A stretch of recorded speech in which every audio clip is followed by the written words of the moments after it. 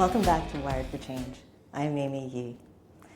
Today we're diving into one of the toughest transformation challenges, cybersecurity in healthcare.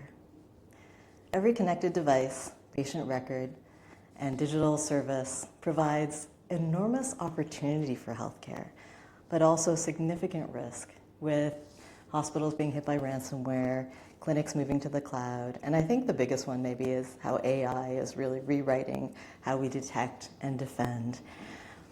How do you protect patients, keep systems going, and still move innovation forward? Our guest today, Iain Paterson, knows just what this balance looks like. He is the CISO at WELL Health Technologies, one of Canada's most interesting and largest digital health stacks. Iain, welcome to the show. Hi, thanks for having me. Thank you for coming. Iain, we're just catching you off of this week's speaking tour at the Ontario Cybersecurity Summit and Elevate, where you were just on stage as well.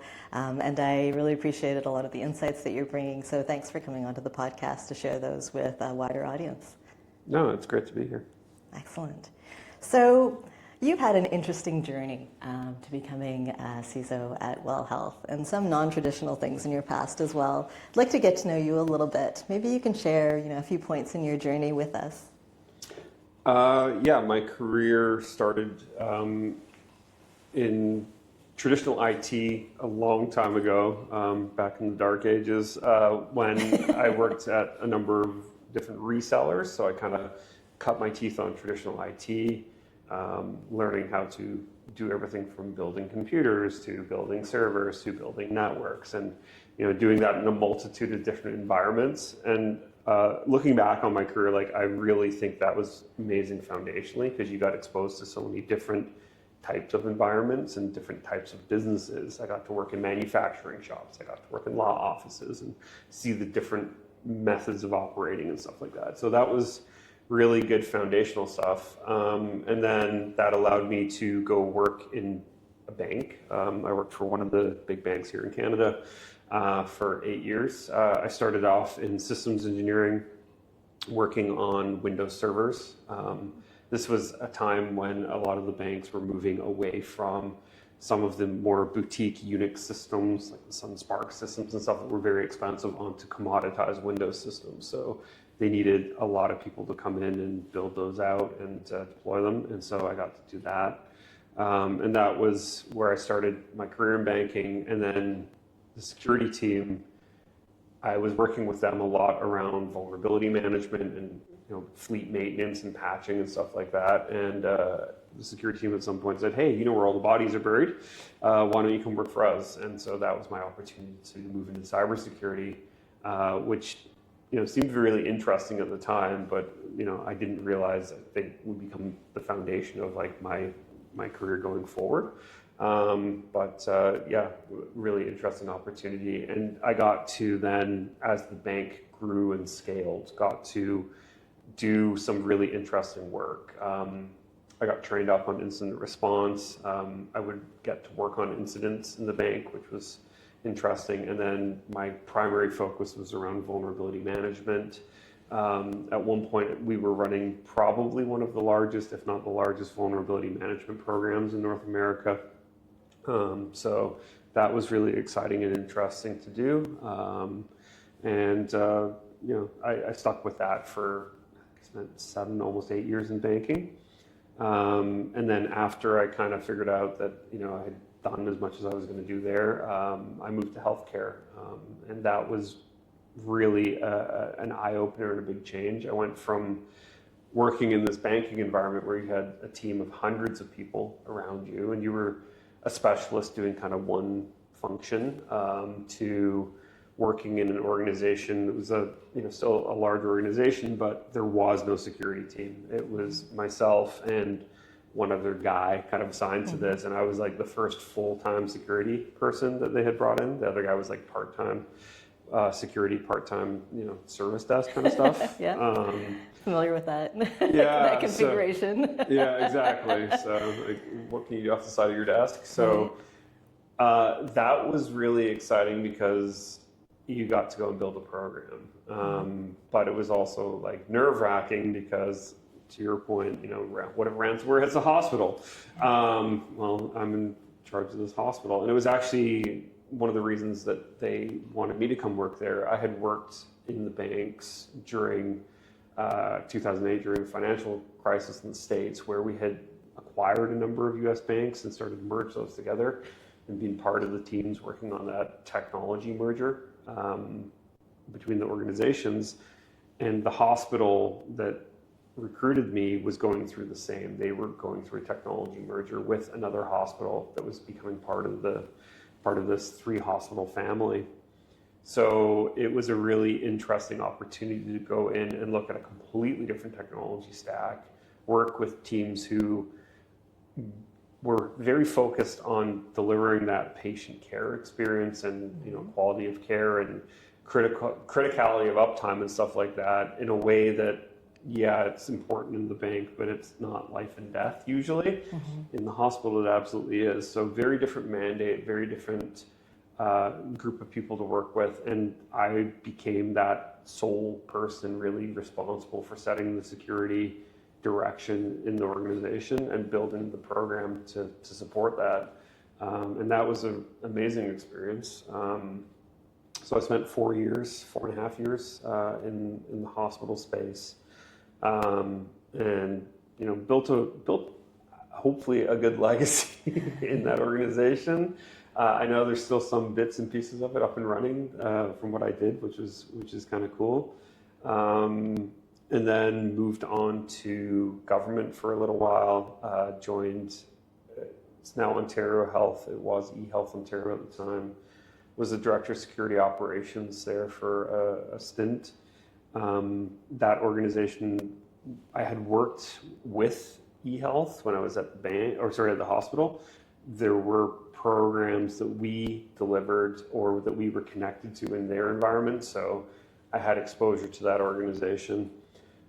It was an interesting place to work. The mandate was, being responsible for the health records of everyone in the province, because that's really what eHealth was trying to do, is bring interoperability and connectivity across all the different hospitals in the province. And they continue now as Ontario Health to do similar things. They're working towards connectivity even into the clinics and stuff like that, into the EMRs and the clinics. So it's a really important mandate to make better accessible people's health records, so that if you go to a hospital in Ottawa where you live and you come to a hospital here, your health record is accessible as though it was your home hospital. It's kind of the dream. It for is. A lot of people, that's the dream. Yeah. I mean, for the average person, it's a nice to have. For people who have complex health mandates, right? People who are seeing a multitude of specialists and stuff like that. And things are changing frequently. Yeah. Right? Then it's a lot. It's life-changing for those people instead of carrying around, the briefcase full of files. So, so I was at eHealth for a while. Got to do some interesting programming building and stuff like that, or program building. And then I took an opportunity to jump from there to a startup. And that was a newly founded company that had a group of investors that knew the cyberspace. Some of them, others were, operators in other environments, other types of businesses. But they started the cyber company, and the mandate was interesting. It was, what if we could bring just really high-end resources to bear for project work? I don't know that they had like the kind of full mission kind of mapped out yet when I joined, but so I got pulled into that, and it was a very interesting time. When I joined, I was the first full-time person to join the company. Everyone else was basically hired guns, and they were all incredibly talented people. Some of the best hackers in the world, and I can qualify that, and some of the people who have worked on some of the most interesting things in the world. And we were pulled into the biggest breach in the world at the time. When I joined, we were right in the middle of the Ashley Madison data breach, and we were working on that project. And so that was that was big. Yeah, it was very interesting to be taking the train into the city every day and reading through the news feed and being like, man, this is front page everywhere, and like people are saying this, and you're like, that's not true. You're like, I know what's true, or I know what we think is true, and that's not true. But you have to keep quiet about it, obviously. Yeah. Mm-hmm. That was an interesting bit of a baptism by fire joining that company. I eventually became the managing director of that firm. Was that your first big incident as well? It wasn't. During my days in banking, I had been involved in a significant incident. Can't go too much into the details, but a significant enough incident that I think we spent probably 6 months working on that over time just to really fully understand the scope of the problem. Okay.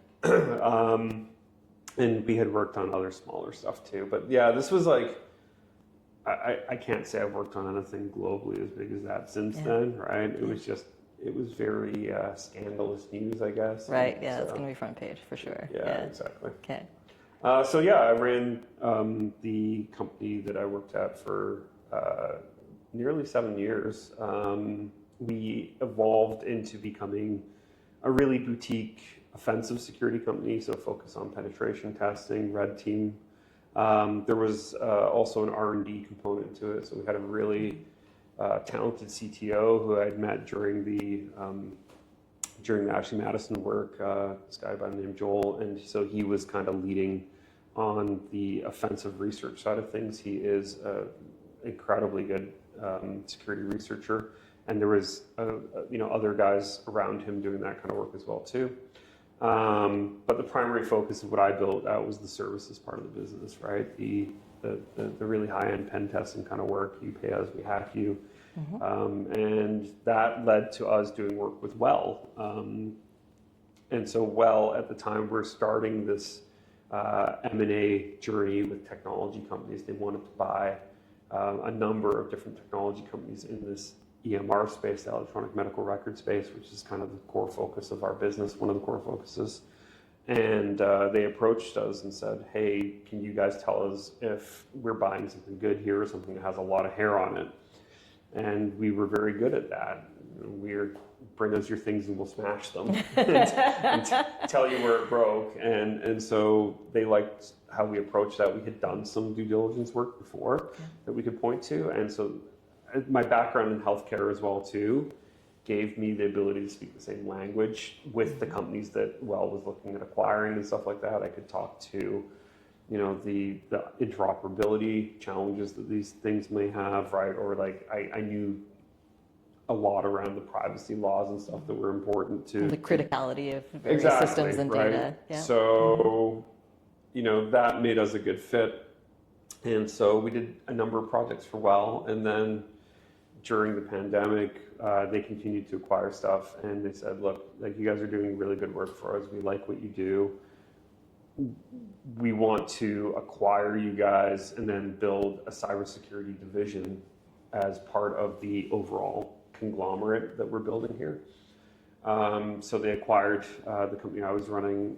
We very quickly also then acquired another cyber company that was a reseller, and then we kind of bolted those together, created that cybersecurity division, and they've gone on to acquire a couple more companies now, including like a SOC out of Calgary, which is really cool, another pen testing company. So there's now this entire division called CyberWell that operates as its own independent kind of arm of the company. I consume it, I'm a customer of it, but they also service other customers.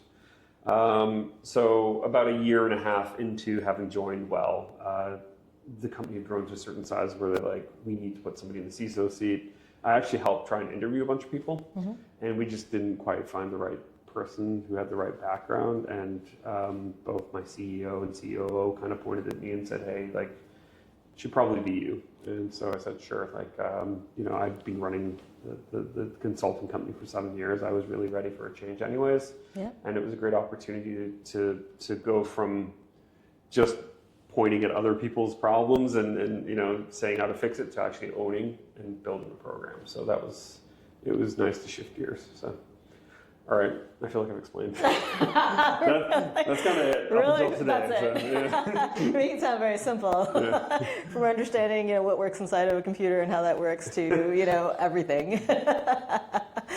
I want to pick up, on a few of those areas if I can, just because I think that there are a lot of war stories that you might have that people can relate to or learn from.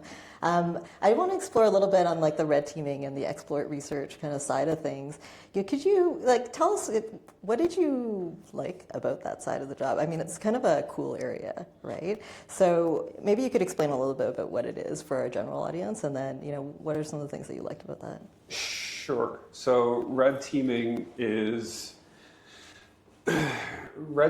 for largely more mature organizations that already have a significant cyber capability and the ability to conduct incident response meaningfully and to detect when attacks are happening against the organization. If you are just starting out on the cyber journey, building your program, I do not recommend a red team because it's just going to come in and smash you and run you over. Mm-hmm. It is the simulation of an advanced, very capable adversary targeting the organization. And you can scope that depending on what kind of outcomes you want to achieve in the organization. So you could say, I have this very particular set of quote unquote crown jewels, in the organization. It's a data set around, cancer research inside our organization, for example, right? I want to see if you can get into that organization, right? This is your specific target. Can you get access to that data? And we might even say, hey, we planted the flag here, that's adjacent to the data so they don't touch the real stuff. But if they get here, they would have got to the real thing, right? We could scope it that way. Or you could make it more broad and just say, hey, we think we've done a good job with the perimeter defenses. We want to see if you guys can get in and then how far you can get, right? Can you get all the way through to being, a domain admin inside the organization, inside my Azure or Entra or my traditional domain? Because if you can do that, then basically, you're God in my environment, and at that point, all my data would be accessible. And so the goal of the red team is to simulate that and to try and really break through your defenses and then see where you detect them, where you don't, and then highlight those gaps in capabilities. So it's a valuable exercise to conduct because it really is a real assessment of if somebody was going to do this to me, where would it fall apart? Like, where would I potentially stop them, right? How far did they get? Or did I not see them? What are the things that fell apart in my plan?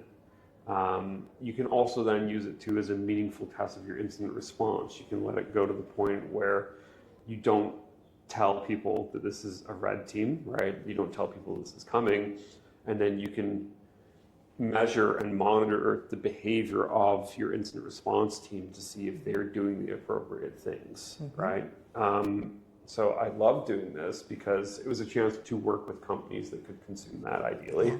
Yeah. Again, we don't throw it at random companies who aren't prepared. So and also the scoping and costing, it's a pretty significant undertaking to do a real meaningful red team. So it was a good chance to work with more mature companies and to really help them find value, right? To help them understand, great, you built this program, here's the areas that you should focus your improvement on. Versus you can also take a more traditional audit approach, right? Measure yourself against NIST or ISO or whatever other CMMC or whatever. You can measure against those things and then try to build your program that way. But the red team is really looking at the technical implementation of everything, right? If you have a technology gap, if you have a gap in detection, this will ideally point to that, depending on the methods that are used. So I felt that we were doing good work there because we were helping these companies who had made these significant investments get more out of those investments, right? I really like that part of it. I guess from a maturity perspective, they have to also be ready for you guys to be successful as a red team. 100%, right? Because that means, maybe they didn't do as good a job as they could have. And so that can be tough for some people to understand in terms of it from a continuous improvement lens. 100%. I think it's one of the things, like in my role, is you have to totally be prepared to hear like that there is room for improvement. There's this old saying that security is this journey with no destination, right? You're just always moving, towards the horizon, essentially. And as methods evolve for attackers, there's so much talk now around attackers using AI, right? Yeah. Phishing has gotten a lot smarter because it's more easily automated. You're not getting poor grammar or stuff like that in your phishing anymore. You can use things like ChatGPT to easily mirror or mimic legitimate websites now. So, that's one example of where AI can be used adversarially, and there's going to be more and more and more. Plus, AI itself is going to become a target, right? So, all of these things are part of maturing a program and making sure it's always moving forward. And so, organizations, as they implement their program, need to continuously assess whether or not they've done the right things to protect themselves. So that's why I love doing the red teaming stuff, because it was always helping companies improve. And in my role, I take the same mindset. We do have an internal red team program because we have our cybersecurity division.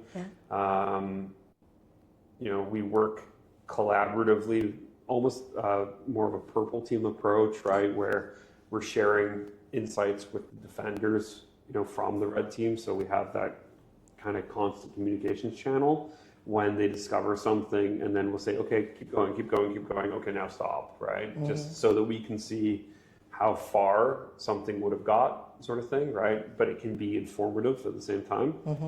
Also, totally valid approach, right? Nice. That's something to be proud of, like in terms of how far you've come with all of that. That's great. I want to talk a little bit about cyber teams and the dynamics and the difference between, you've worked with, a team that was like, the best hackers in the world, right? And you've also worked in teams where it's kind of U+1 side of your desk kind of thing. Contrast those for us a little bit, just in terms of, maybe one aspect, because there are a lot of aspects to that in terms of the maturity of the organization, or, how well you work together, but then how, maybe there's sometimes too much expertise in the room kind of thing. Yeah. Maybe you could talk about that, a little bit for people who are kind of building their cyber teams. Yeah, I think one of the really interesting observations I had is that if you do bring together a whole bunch of super talented resources, you, depending on what their skill sets are, if they're too niche in particular, right? Like you bring together a whole bunch of like the best hackers in the world, you better have things for them to hack, right? Because otherwise, there's going to be a lot of thumb twiddling going on, right? That's a great point. Because you need people who are experts in all the domains that you have to try and address when you're building your program. So you need GRC experts. You do need offensive security experts, or you're going to outsource that kind of capability if you're not building it internally. You do need privacy experts. You do need people who are security operations experts and who know how to run programs and or build your security operations maturity processes, right? There's all these different domains that you kind of, in AppSec, right? And many more depending on the nature and size of your organization. So you do want to bring together really good capabilities across the entirety of your footprint. If you're too focused in one area, your program becomes lopsided, right? And you're probably not getting good utilization out of those resources. When you're running a consultancy, it's a different animal. When you're running a team internally in an organization, I think you have to really be very cognizant of not bringing on too much expertise in any one area, because you will then have a deficiency in the other parts of your program, right? Too much focus on GRC, not enough focus on the technical security nuts and bolts necessarily. Too much focus on privacy, maybe not enough on governance, risk, compliance, right? And so your policies are all out of whack or something like that. So about finding the right balance, and then that right balance is going to be dictated by the nature of the organization that you are, the industry that you're operating in, your risk appetite, all sorts of different things. So these are all calculations that you're doing when you're building your program as a CISO. And then you're trying to find the right people who can come and help you operationalize that, right? And that's tough too. It's really the talent Absolutely. Yeah. Absolutely. And then I guess looking outward, beyond, your security teams, to your point about balance, you also have to have people outside of those teams who understand their role in cybersecurity as well, and have the awareness and the training and the culture to support security. Maybe you could tell us a little bit about that, because cybersecurity, especially in transformation or change, requires a lot of change management, cultural adjustment. What does that look like, for you? What are some observations from you? The organizations that are best set up for success in this space take security seriously from the top down. To your point, you said the word culture a couple times. You have to have an ingrained security culture in an organization in order for it to really be effective. You took the board training course that I teach, and I think I pound that drum pretty hard, is like from the top down, from leadership all the way down in an organization. The message has to be that cybersecurity is everyone's job, it's part of your job, and cybersecurity is a team sport. You can't just have it done in isolation, buried within the IT function of the organization. Like, you're not going to be super successful there. You might be okay, but not super successful. If anything, you probably will run into problems, because you're probably, especially if it's kind of operating in the middle of the organization tucked under IT, you're probably not going to get enough visibility around what the enterprise risks are. And not every enterprise risk related to cybersecurity is a technology problem, right? You could have gaps in, for example, your people onboarding, right? And if your security team does not ever touch what your HR team is doing, if you're not helping measure enterprise risk that way, you might onboard somebody who has not gone through appropriate background checking, and that person could be a malicious insider. Yes. Right? That person could walk into your organization with one day, plug in a USB stick, drag the entirety of your intellectual property that's on your SharePoint or your Atlassian onto that USB stick, walk out the door, and leave the country. Right? That has literally happened. Yes. Multiple times, but one time that I know about. But I'm sure it's happened many times, because nobody really looked at that HR risk as an overall enterprise risk, and your security. And then after that happens, somebody's going to point at the security team and go, "How could you let this happen?" Well, part of it is data loss prevention and stuff like that, but the reality is, if HR, failed to vet this person, and it was the appropriate decision to give them a certain level of access to intellectual property or something like that, and there was a gap in controls, then it's a team failure, right? I think one of the things that we're super keen on and we talk about a lot, is the concept of shared fate. So we are a company of companies. We have all these different subsidiaries. We operate as a shared service in cybersecurity. We deliver security controls, policy, standards. We work with those teams very closely to understand their business and then make sure that we help them protect themselves using all these tools and capabilities that we give them. And fortunately, we get economies of scale and enterprise level controls because we are centralizing it. So that's really powerful. But it's a shared fate, right? It's, if you have a failure, we had a failure. If we fail to provide you with the right level of controls and visibility to protect your business, then that is also a shared failure, right? So this concept of shared fate and everyone being responsible and accountable is a huge part of the culture. You can't just put it on people who aren't empowered to deliver at the right level. You have to build a culture within the organization that empowers people, focuses on identifying enterprise risk and highlighting it and raising it to the right level so that everyone has visibility and can have conversations about it, and makes it into a business problem, not an IT problem that is not ultimately going to get resolved because nobody really heard about it above IT. I love these points that you're making, Iain, and I see that that shared fate concept can really be a great lever for de-siloing, in an organization where you can really build those connections and help people to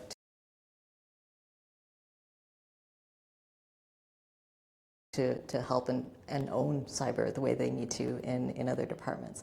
It's not an easy thing, especially when maybe the executive who leads that function doesn't have that shared understanding of how cyber might affect them, or the threats, or some of the risks. For example, they're not on the same page as you. And maybe if you're a director of cybersecurity that's buried in IT somewhere, as you mentioned, kind of thing, and it's important, and you need to build those bridges and connections. Do you have any? I think one of the things that you're doing, which is terrific, is being part of the IGP program and teaching this, from the board level, down. And I think that needs to be in more places. And I'm a big fan of raising the level of awareness at boards, because I've stood in front of boards and tried to explain things to them. And as the person accountable for cyber within my organizations, and it's a challenge. So I love that you're doing that. If I'm sort of the director of security in an organization that's kind of earlier in its journey, I don't have the buy-in from everywhere. Do you have any advice on how to start to build that bridge to get to a concept similar to that shared fate kind of concept? I think the thing that a lot of people struggle with is understanding how to contextualize what the problems are in terms of business impact, business risk, and business outcomes, and also help the leadership understand how this can be not just a cost center, but also a business opportunity, or a business differentiator.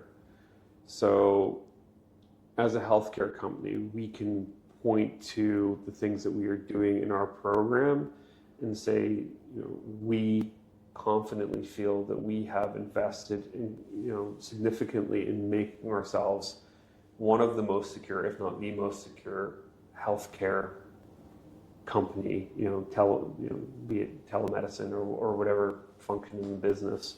Even our clinics, our physical clinics that we acquire and do transformation in. We can point at those clinics and be like, these clinics have an enterprise level of security protecting your data as the patient, right? That's a business differentiator, right? Like the average clinic, if you're lucky, that is run by a doctor. This is not to fault them or just throw shade, but they just don't know what they don't know, right? So the IT person comes and sets up the router, right? And that's the internet, and that's also happens to be the firewall, is whatever router Rogers provided them with, right? Because we have made the investments in cybersecurity as a program, as a part of the culture in our organization, we recognize that we are accountable as the custodian of that data to protect it appropriately. So what's the right thing to do, right? We make these enterprise level investments. I will say that it is hard for small, medium businesses sometimes to make those same investments, right? I do recognize that. But we as an organization, can do these things, and we choose to do them, right? Because we feel that it's so important culturally to be, if not, one of the most, if not the most secure health tech company in the country. So that's like a mindset thing that is evangelized inside the organization, right? If you're that director of security, that is a big shift away from, we have all these vulnerabilities, and if we don't fix them, the whole world is going to burn down, right? Like if that's the message that you go to leadership with, they're going to be like, okay, like on a scale of 1 to 10, like how bad is it, sort of thing. They're going to ask you questions like that, and you're going to be like, well, it's a 10, right? And if everything's a 10 all the time, then you become the sky is falling guy, right? And that's not super helpful. So you have to think about how to frame it in a way that it's makes sense for the business to want to move in this direction with you. Obviously, there are things where you're going to be like, look, there's a real problem here. We have to take care of it urgently, right? Those are real. Fix that. But building a program and transforming the organization to become, a culture of cybersecurity is about your alignment of what your program does to business enablement. right? And that is about language that you use and the way that you communicate. It's about evangelizing across all the different parts of the business: finance, HR, IT, legal, marketing, whoever. They all need to be believers in what you are promoting, right, and bought in, right? And so that requires you as that cybersecurity director to actually probably be more dynamic than you typically would think about yourself in your job, right? You're not just the person who's there to set the KPIs around the program and monitor the dashboards and make sure patches go out, right? That's part of the job.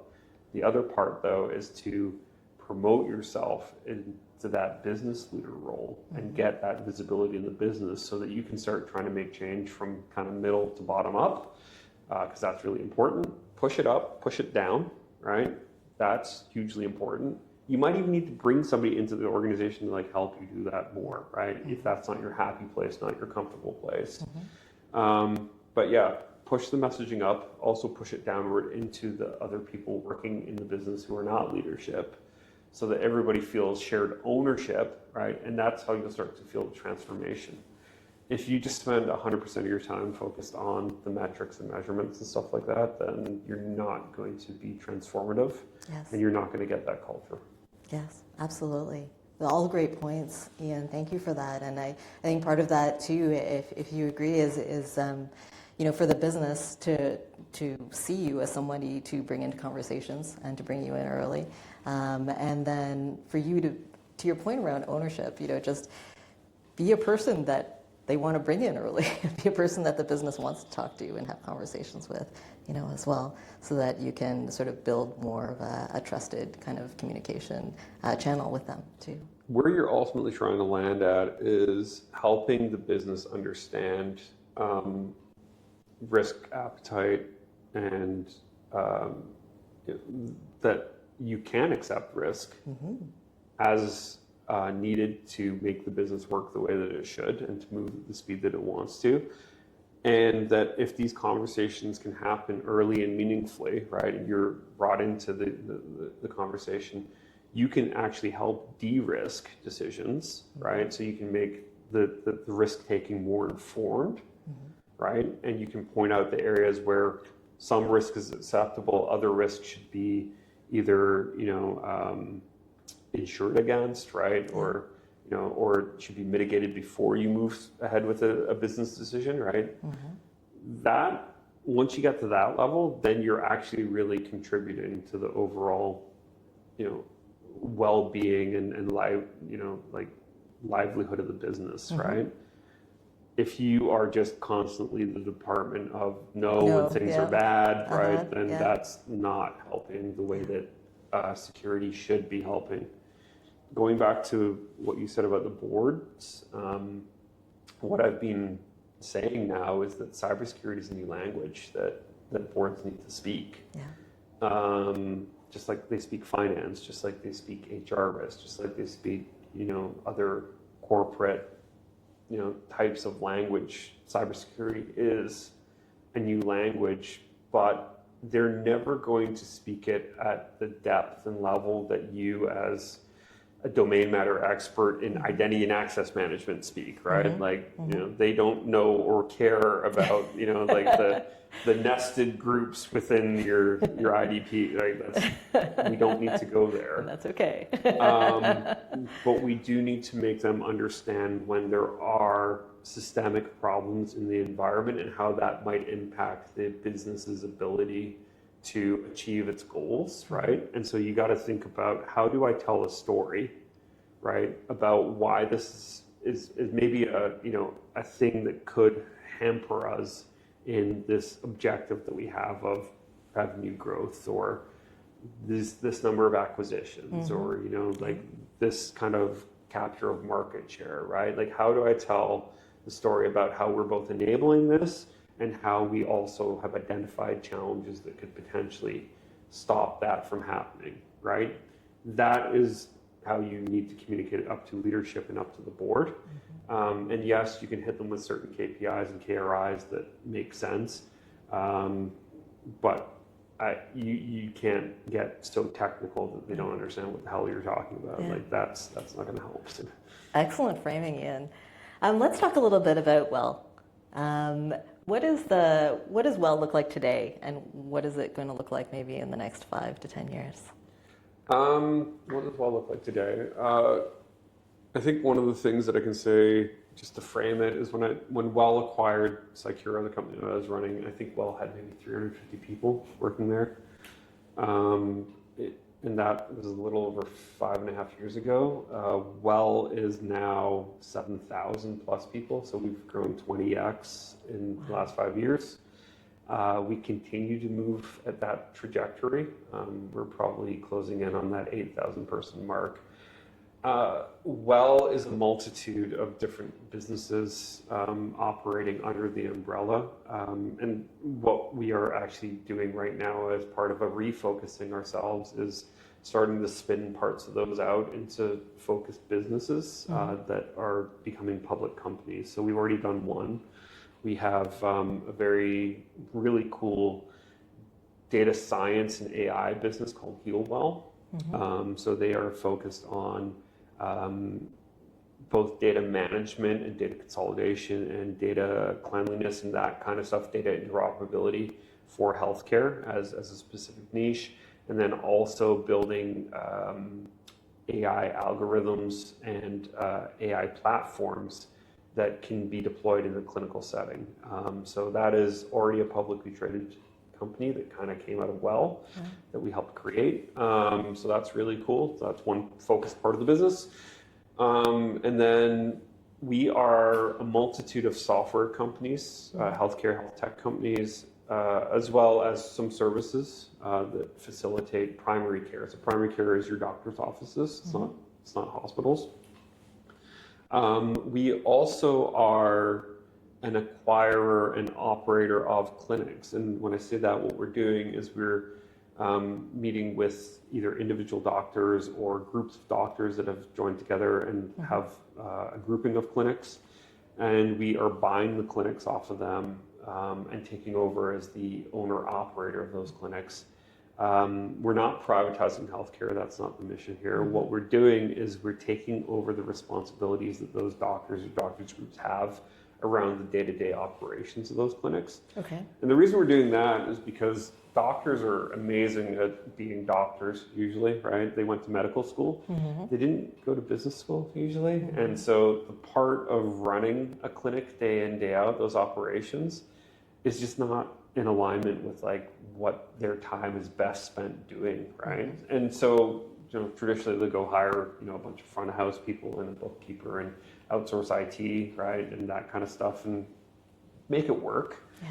Sometimes it doesn't work. Sometimes you get stuck in, like a bad lease or something like that. And, there's all these different challenges that we run across. So when we take over operations, we have a whole process that we've refined and really built out over the last couple of years, where we can transform the profitability of that clinic from where the doctor is only earning a small percentage, especially after they pay themselves for their own time and stuff like that. Yeah. The reality of a clinic is that it's based on doctor billings, right? That is the cash inflow. So the more time that the doctor can spend with patients, or the doctors can spend with patients, the more is billable. That is the cash inflows to the business.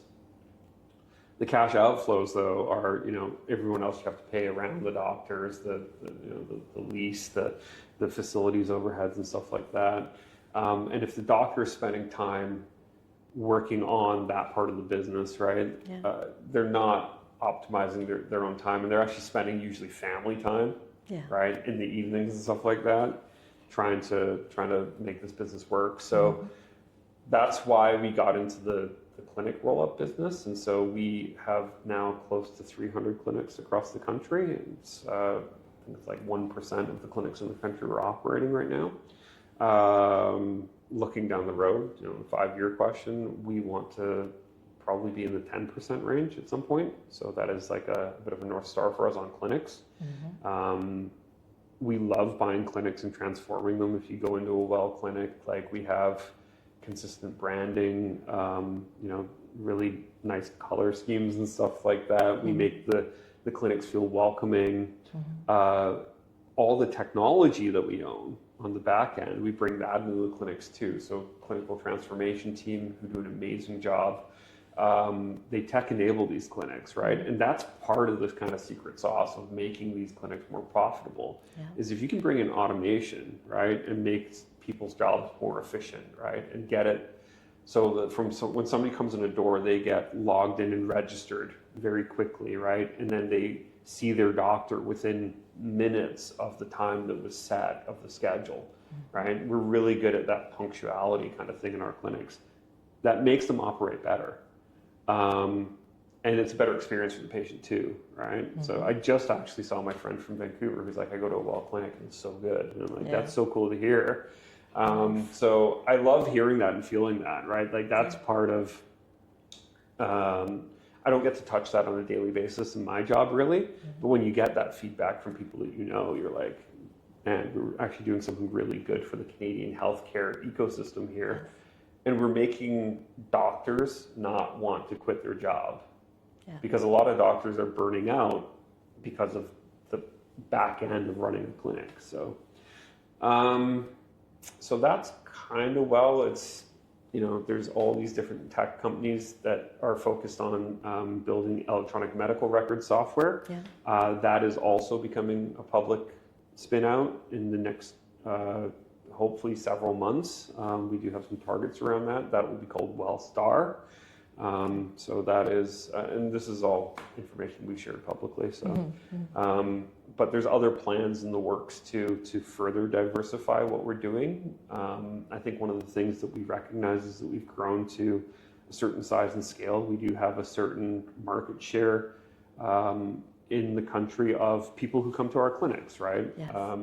So if we can touch that many people, how can we further provide better healthcare outcomes for people? How can we give people more personalized choice in medicine? One of the things that we're very keen on as a company is the belief in moving from sick care to healthcare. Most people just see their doctor when they're sick, right? And a lot of people let themselves get so sick that they go to the hospital, right? When I worked in the hospital, one of the things that the administrators would say is like, if you're sick, do not come to the hospital. It's the worst place to come, right? Because for a variety of reasons. It's not because the hospital doesn't want to take care of you. It's because quite often they can't, because so many people go to the hospital when they get really sick, right? And then it overwhelms the system. And then the other thing is too, like, depending on what kind of sick you are, like you might get other infections or something from other people at the hospital, right? So, you know, pushing care back into the community through like primary care and stuff is incredibly important. The next step beyond that, though, is actually trying to focus on healthcare, not sick care, right? So can we also be transformative in a way where we can help people be in better health more frequently? You know, and so that's part of looking way down the road at some of the things that we want to think on. Obviously, the AI part of the business will continue to evolve and grow. We are using AI in the clinical setting to provide better insights to doctors. So I think when you and I talked about this, I gave an example of if somebody's been on a certain diabetes treatment for most of their life, and there is new research and new proven, maybe a drug treatment plan or something like that, that would better affect that person based on their age, ethnicity, even the geography they live in or something like that, like all these different factors. We have AI that can read through the entirety of that person's health record and look at the conditions they're being treated for and look at other indicators of health in their record and say to the doctor who's treating that person, hey, this person is currently using this drug treatment, but based on these different markers that we see in their record, they would probably be much more responsive to this, right? Do you want to make that recommendation to them, right? We're not mandating anything. What we're trying to do is give doctors essentially a co-pilot to use to better inform them based on the entirety of that person's health history. because AI is so good at going and reading through huge amounts of data, right? People in complex care settings, especially, right, who are on a multitude of different drugs and stuff like that, there's obviously opportunities to probably de-risk some of their treatment, right? Avoid drug conflicts, right? Sometimes people on multiple different drugs that have overlapping side effects. And so we want to use AI to better enable that physician care.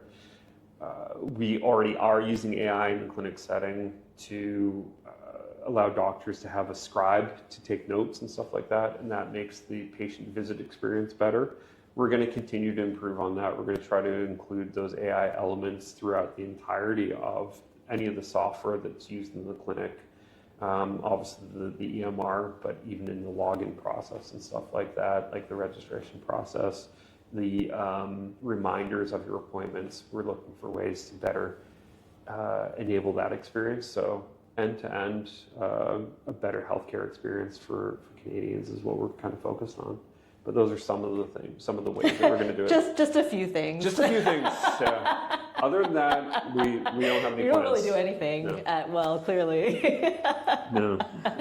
That is an amazing array of real problems that we have in Canadian healthcare, and that you seem to be a really amazing force for bringing change from delivering on that infrastructure that clinics need to modernization that everyone asks about, like why isn't this a more modern experience when I guess they're not in a well clinic, to that transformation that comes along with being able to, embed and leverage AI safely and in a way that keeps the human in the loop, with so many other things that, it sounds like you're doing really well That must happen a lot. It does. Yeah. I've fallen into the trap.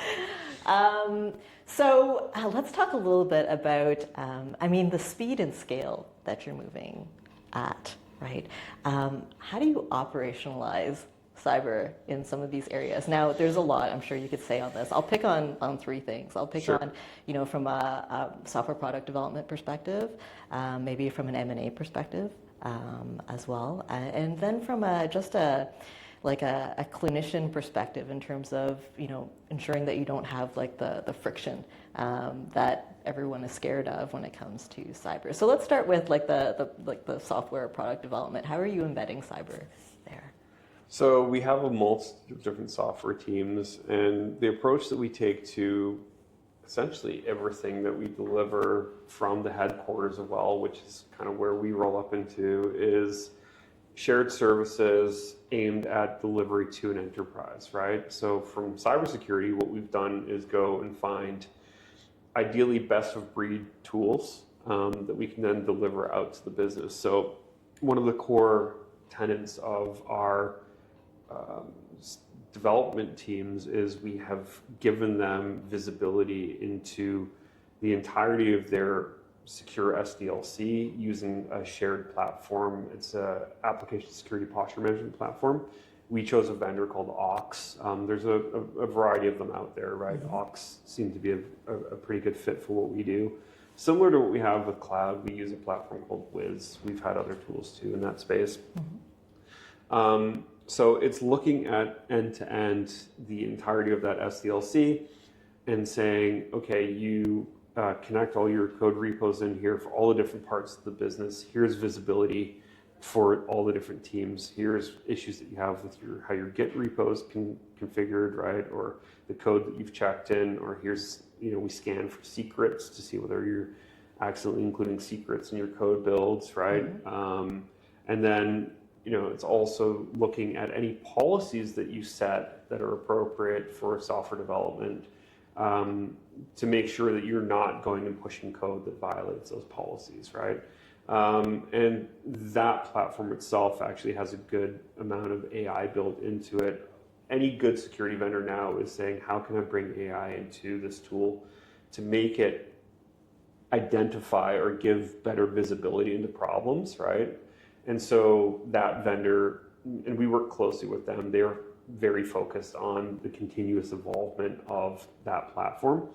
We can also bring in any other tools that those teams are using. It's nice to have a platform that allows you to connect. If they've already got a code scanning tool or something that they like, a SAS scanner or DAS scanner, we can actually connect it right in there and it adds those findings. And even like the cloud scanning that we're doing, the Wiz, because everything runs in the cloud, we can bring in the findings from Wiz and then correlate those across there. So it creates a really comprehensive view for those teams of the entirety of what you're doing in software development and the different categories of issue that they need to go and remediate. I think when you give teams that power and put it in front of them and say, guys, here are the things that we care about, here's what we need to solve for. You know, we set an SLA around critical and high vulnerabilities, medium vulnerabilities we can push out a little bit further, but anything that comes up in here is critical or high. The mandate is to get these remediated almost immediately, right? So that's a very open book, shared conversation, shared fate concept, backed up by us giving them, you know, a best of breed tool to go and solve the problems. It doesn't mean that they don't have work to do to fix those things, but it's very good at helping them identify what the problems are. And then the tooling itself is very good at saying, hey, here's how I would go about fixing it, right? So that's software development. And we continue to evolve that. There's other stuff I want to build out in the software development space. I want to lean in on some more cutting edge tech. There's a whole category of application level firewalling that is possible. So that's probably on my roadmap for next year, is leaning into that and getting like real-time firewalls in the applications themselves. What that will do is give us extra breathing room to, you know, if there's a very complex set of vulnerabilities that need to be fixed in code, we can take those firewalls and say, okay, patch this, right? The code on the back end is still vulnerable, but the firewall itself is going to stop that particular category of vulnerability until we have the time to remediate it, right? So I want to work with the teams and give them more breathing room rather than say, this is urgent, it has to happen now. Because that doesn't always line up, right? To your point, friction is a huge part of security, and I try to make it as frictionless as possible, and you can do that through tech enablement. So that's like that. AppSec. That's great. And then from an M&A perspective, so due diligence, you're doing a lot of M&A kind of thing. Like how do you think about that? Is there a process that you always use? Sometimes they kind of sneak up on you maybe. How's that work? Shared fate. We work very closely. We have a whole team called corporate development that's focused on exactly that, right? Is finding M&A targets and then approaching them and then seeing if they're a fit and bringing them to the business and saying, here's what we're proposing that we're going to acquire, you know, getting that contractual stuff in place. And from there, there's a handover for us where we then start a due diligence process, to your point. We've had to evolve and grow that process aggressively as the company has continued to scale. And we've gotten more mature at doing it. So we have created processes that help us identify risks and insulate from those risks before we go and sign any sort of binding agreement to buy a business.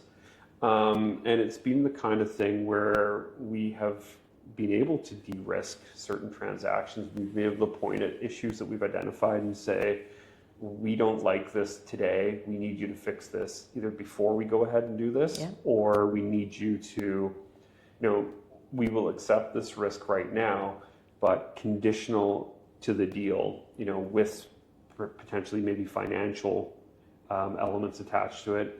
You must do this within 90 days of the close of this deal, right? So we can then mandate that change happens to the organization after they come and become part of the family.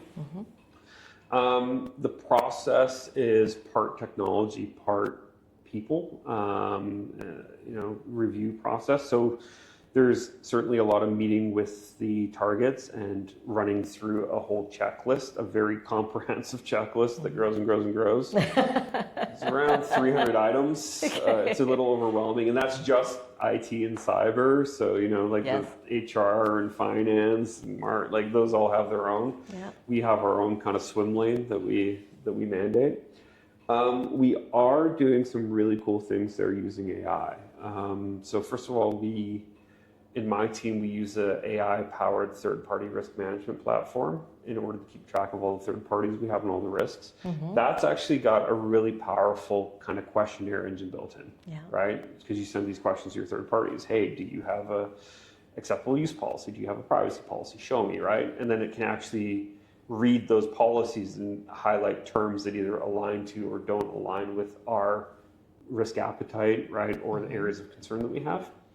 So we actually worked with that vendor and said, can you make us an M&A module? And so we've actually been able to dual purpose this third-party risk platform as part of our process. We can quickly pull documents and materials and policies in there and have it do some evaluation on our behalf. Yeah. We're also leveraging ChatGPT Enterprise, so we have our own private instance of it. And we have similar stuff there. We can bring in all the materials from the target, and we can ask it pointed questions around areas of risk.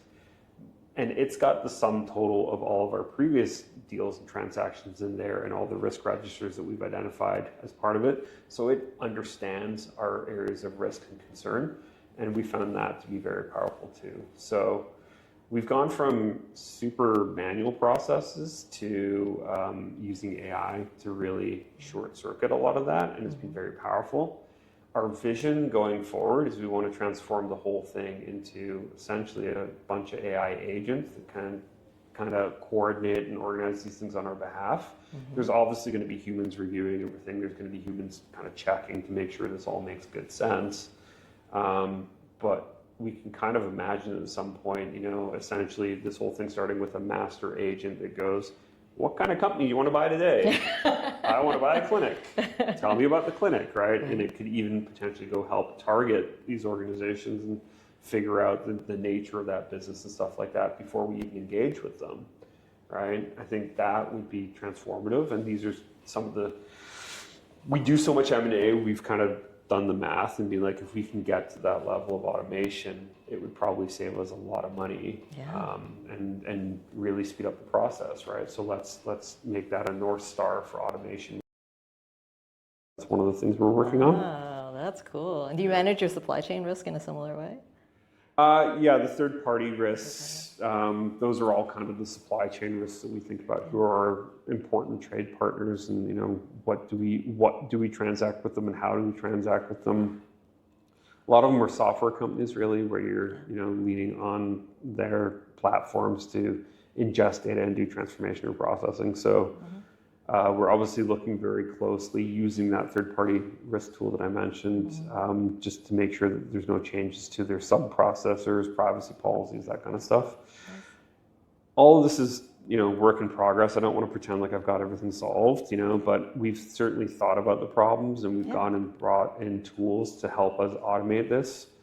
We're focused on technology trying to help us be more efficient in these regards, rather than throwing a bunch of bodies at the problem.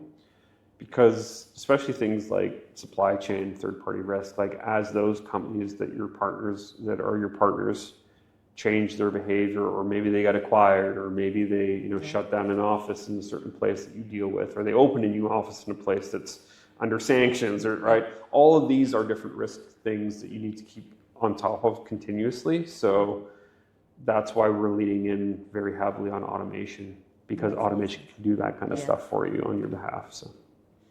So that's a little bit about M&A. It's a whole evolving process. I just wanted some tidbits. Yeah. That's great. Wow. And then I guess the last thing in terms of operationalization I was thinking about was just in terms of the user friction for clinicians when it comes to supporting clinicians and patients in clinics. How do you think about that? Yeah, it is rubber meets road. I mean, we have a lot of different categories of customer. If I think of my users as customers, you have our software teams, our developers and stuff like that. They are customers, right? They are high risk. because they have all sorts of access to all the environments that store all the data and stuff like that. You've got the internal kind of core teams, finance and HR and marketing and legal and those teams. They're also customers. And then all the different supporting teams in and around all the different software companies, the sales teams, the marketing teams, all embedded in those. So those are all customers. Clinics and clinicians, both physicians and like the medical office administrators, MOAs, those are a different category of customer. In some ways, they're simpler because the needs in the clinic are not as complex. Like they're not reaching out and being like, hey, there's this new Salesforce bot that we want to integrate into this, into HubSpot that then takes the data and we're like, whoa, like that's going to have access to a lot of data, right? In the clinics, it's really about making sure that the reliability of the systems is good. So the CIA triad, right? Confidentiality, integrity, availability. We obviously focus heavily on confidentiality, right? Patient data, PHI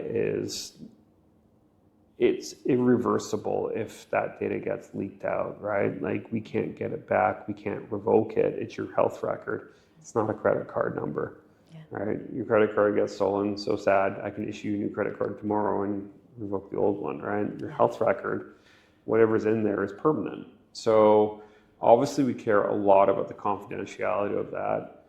And availability is incredibly important because people are coming into the clinics, they need to see the doctors for whatever reasons. They could be life-threatening, they could not be life-threatening, but at the end of the day, we need to make sure that we treat everything as though it is high availability as much as reasonably possible.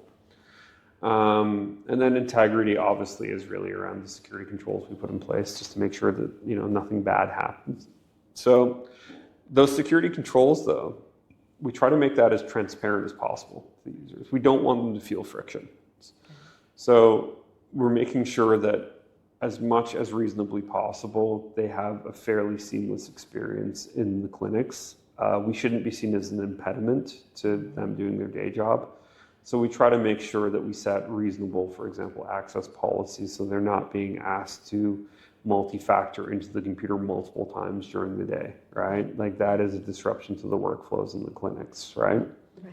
On the backside of that, you are doing aggressive monitoring of the user accounts to make sure that if anything weird does happen, that it's going to notify us immediately. And then if we have to put a block on the account, reset the password, reset the MFA, we can do that. So that's the balance. Yeah, the balance is that we have very deep visibility as much as possible and the ability to quickly step in to protect against something happening. And you balance that against letting them feel like there's not a whole lot of friction in their day job. That's really the approach there. So, yeah. Nice to know for some that it's achievable, right? It's a balancing act. You're always going to get people who are like, I had to log in twice last week, and we're like, yeah, that's by design.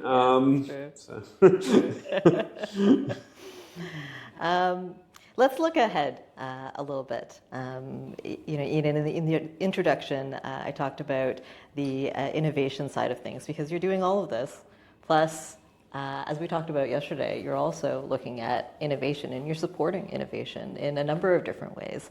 When you look at your needs moving out, towards the future and your vision and North Stars and various North Stars for how things are looking, you spend some time, with startups and innovators. How do you balance, the risk of putting some of your assets in the hands of someone who might be newer at this or who might be developing a new technology versus, your responsibility within the organization? Yeah, it's a great question. So there are certain critical parts of the program that you're just like going to always go with established, known, best of breed because the sensitivity or potential disruption to the business, if something goes wrong there, is too high. That being said, CrowdStrike did manage to shut down half the world one day, Yes. a little while ago. So that's not foolproof either, right? And that is not to slander CrowdStrike, right? These things happen, right? Yeah. It's software. Yeah. But the strategy that most of my peers point to is like, I'm gonna go with the established players for a lot of the critical functionality. And that to me makes good sense. I'm not about to run out and buy, no-name startup firewalls tomorrow, right? Not until I see really good proof that, this company is nobody's trying to get in that space right now anyways, like the established players already have a chokehold there. But for the more esoteric and evolving problem space, I think there's an opportunity for people to experiment and to try different things. And I think if you are willing to do that and make it part of your program and your behavior, then you can actually be innovative and be ahead of the curve when it comes to threats and risk. And I think that is an opportunity that we have made part of our culture in our security program. And it yields benefits. My team are very excited to be seeing new things and working with cutting edge technology. Even the development team, they've got access to this like platform that is way cooler and way better than most of the kind of old embedded or competitors in that space, right?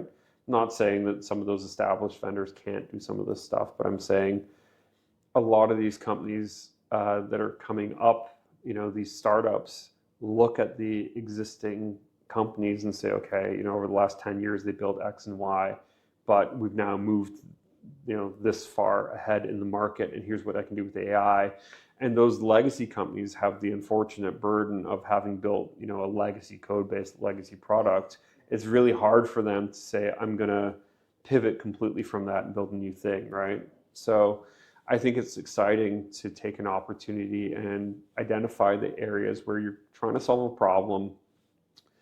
The risk that something goes wrong there is not catastrophic, right? I'm not bringing in, a very green company to try and solve an area where I think they could cause significant harm to the organization or impact us with something that's mission critical. I am looking to these companies, though, to point out new areas of risk that people quite often aren't ready to think about yet, right? And that puts me, typically, I like to believe, ahead of the curve in a lot of ways. I'll point at like a category in the industry where non-human identity, right, is now a fairly understood and established market segment, and there's a number of players in there, mature and not. But when I first met the company that we work with, they're a company called Oasis. I met them nearly 3 years ago at RSA conference, and I was like, non-human what? You know what I mean? Like, it was a space that did not have a Gartner, Gartner quadrant yet, right? I think that's the thing. Is like by the time there's a Gartner quadrant for it, it's probably already been an issue for 2 years, right? That is not to slander Gartner, but maybe slander them a little. No, they do a lot of research into this up and coming space as well too, and I recognize that. But a lot of people don't hear about it until Gartner tells them, right? And that's just the reality. Is like not everyone's got time or the resources or the network even to go and do this research, but I have had the opportunity and the good fortune of building a network that way where I do get connected to a lot of interesting startup founders, both here and abroad. I've been working, I was on stage today with the Cyber Catalyst founder or managing director, Charles. So I've been involved with the Cyber Catalyst here in Canada, which is an incubator and innovation hub for cyber startups. I've been a mentor in that space for like the last 5 years. And I've got to work with some really cool companies who are doing some really cool stuff. Shout out to them.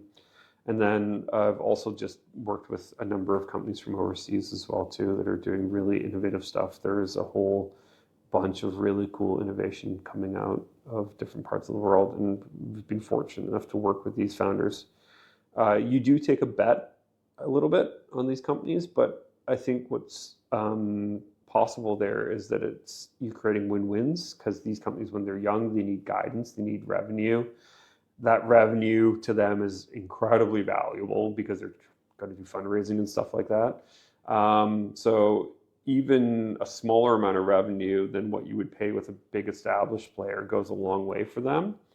And the win on your side is that they will work incredibly hard as a design partner for you to give you the features and functionality that you need in the product to solve your problem, right? So versus you go to some of the large established players, you're like, can I get this feature changed so the report comes out this way? And they're like, cool, we'll do that. Q4 next year, like it's on the roadmap. You're like, neat.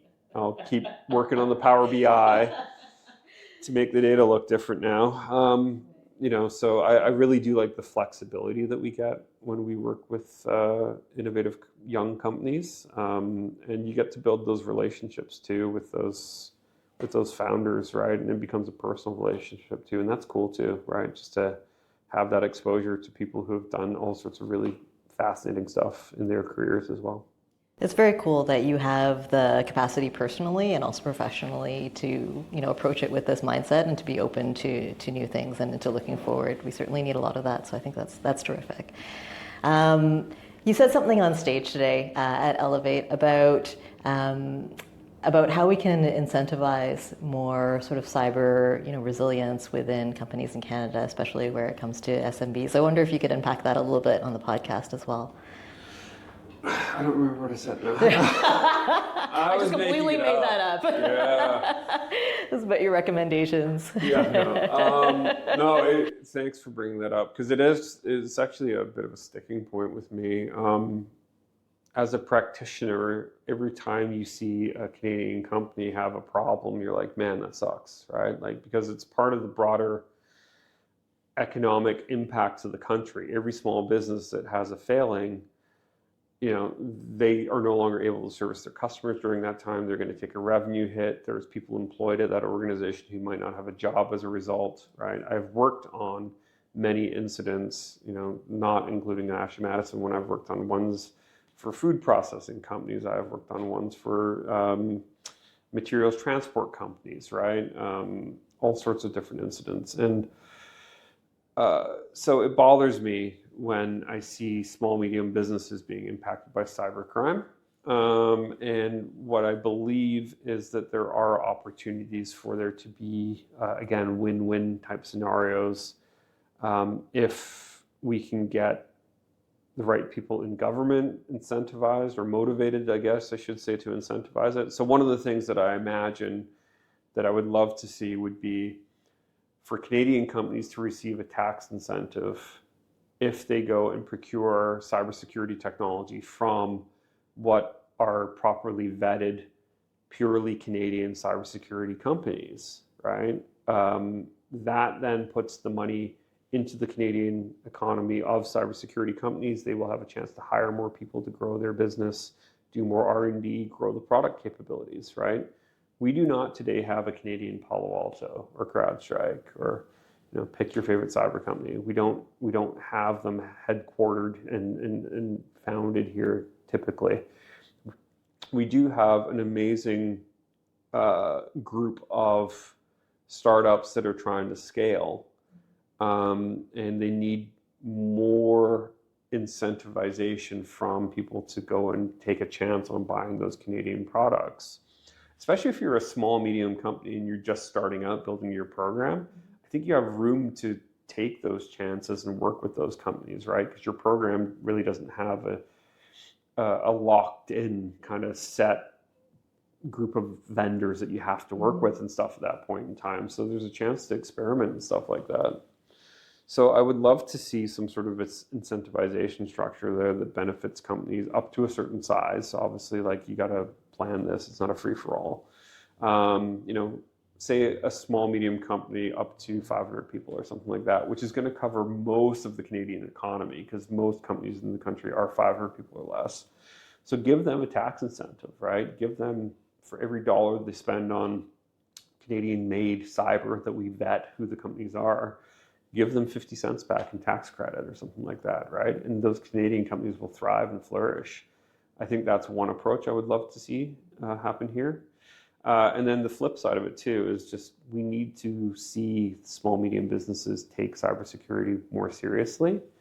There obviously is a better understanding of it today in 2025 than there has been going back 10 years or so. Really, it was large enterprises or critical infrastructure more focused then.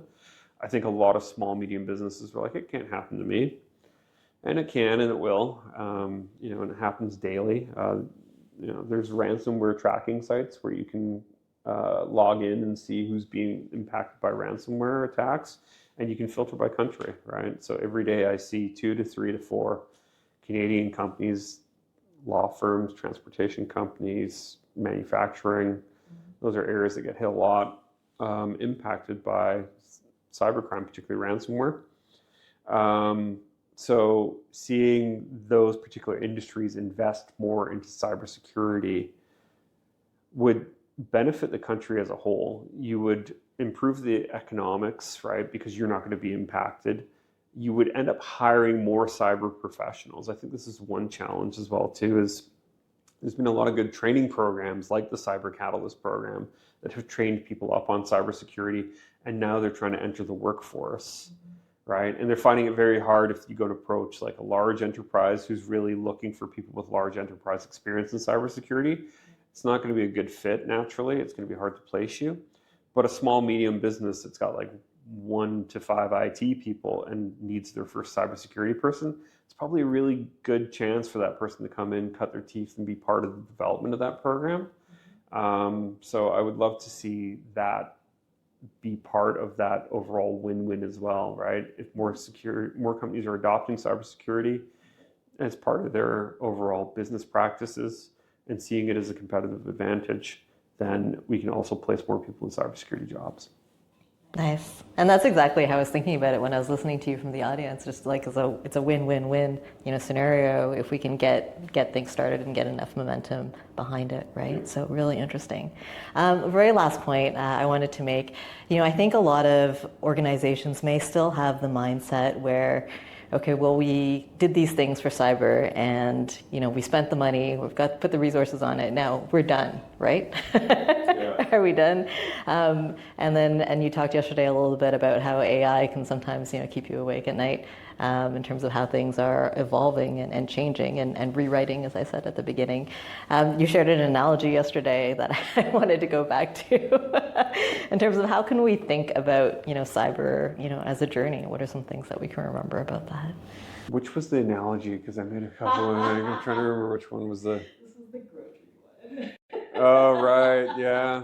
Yeah. We went to the grocery store. We bought groceries last week. Why do we need to buy them again today, right? Well, the stuff in the fridge is starting to look a little, and we ate other parts, so it's, you're never done with cyber. My CEO would love if my budget stopped growing, right? But the counterpoint, stop growing the company and I can probably achieve that for you. But if we want to keep growing, and I say that with love because I'm very fortunate to have the support that I do in the company that I'm at because we have the culture, right, in the company. So you asked about AI and does it keep you awake at night? That's always a question. CISOs, what keeps you awake at night? And nothing really keeps me awake at night, up until very recently, where it's like businesses are saying we want agentic AI, we want AI in the business, right? And so if you go back kind of 24 months to 36 months, I'd say maybe at the real kind of frontier days of large language models, it was like, okay, this is going to start coming into the business and people are going to do silly things like put confidential data into public models, right? I feel like that problem the industry has addressed and there are solutions out there for it. And we address that at a pretty reasonable rate. But the problem that does worry me is that most technology kind of grows on a linear kind of curve, right? Like we can predict it. It is ramping up though, right? the adoption of AI and the use of AI is growing on a hockey stick curve, right? It's just going to start shooting straight upwards very soon, right? And we're at the cusp of that, particularly around the use of agentic AI in the business. So there was a stat that I'm stealing from Sector from the keynote. The speaker was great when she gave her talk. And the stat was that for every one human in the organization, you'll probably have 10 AI agents in the next year.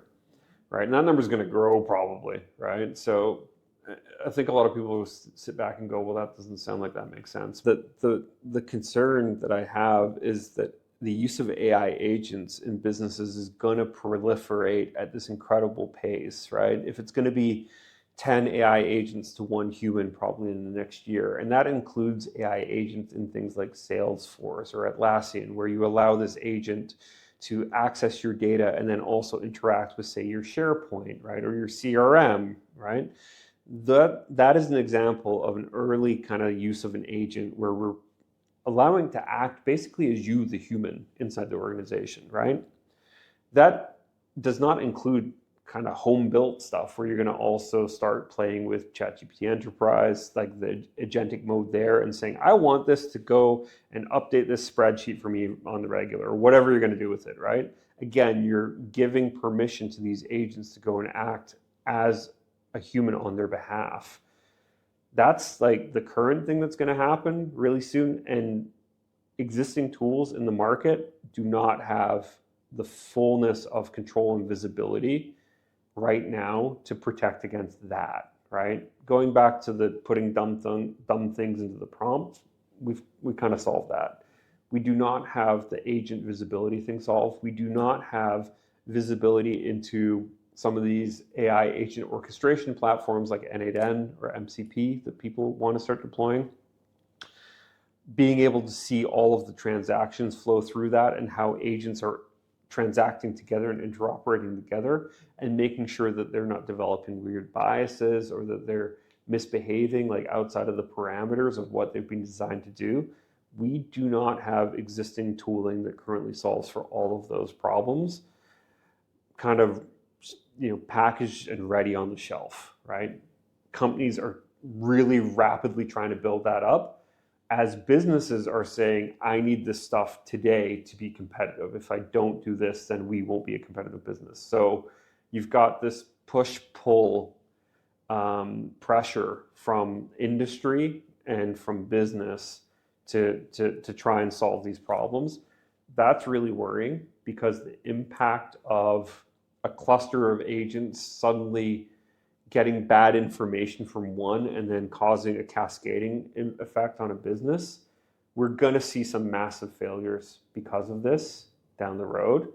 And it's not far down the road. We're going to, early adopters are going to be both wildly successful and also experience wild pain potentially, is my concern there. Wow, thank you for unpacking that, for us. I think that was really well put and very sobering. Any last words for the audience today, just in terms of what keeps you excited and hopeful? As far as excited goes, because the industry does continue to evolve, it's never a boring job.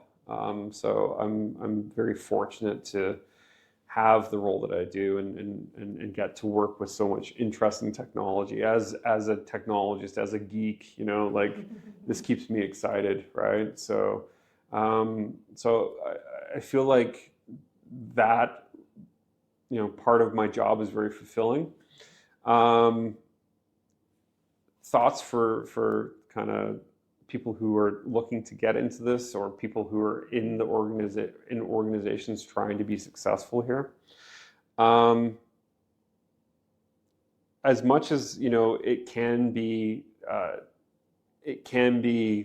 enticing to take the defeatist view and say the bad guys are winning, the pace of risk are outpacing us.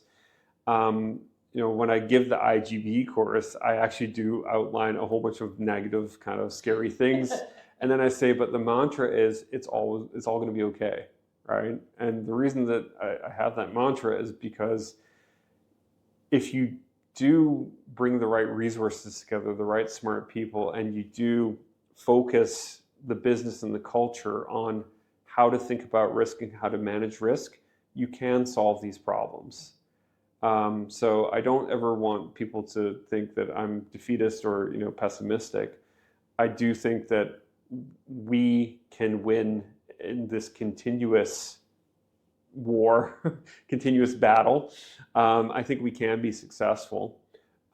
We just have to be meaningful and thoughtful in our approach, and we have to build and scale our approach to suit the needs of the business and the risk of the business. And for people looking to get into the industry, get out there, build your network, and make meaningful connections and have meaningful conversations of this nature. Talk about business problems, and I think that's a way that you can succeed here as well. Absolutely. Thank you so much, Iain, for bringing all of that forward. There's lots to think about, but I really hope that you keep doing what you're doing in terms of sharing your knowledge and teaching, and encouraging innovators and helping us to build up Canada. So thanks so much. Thank you. Take care. Thanks everyone for joining in to another episode of Wired for Change. Please do subscribe if you're interested in conversations about change and transformation, and how we can continually improve. All the best.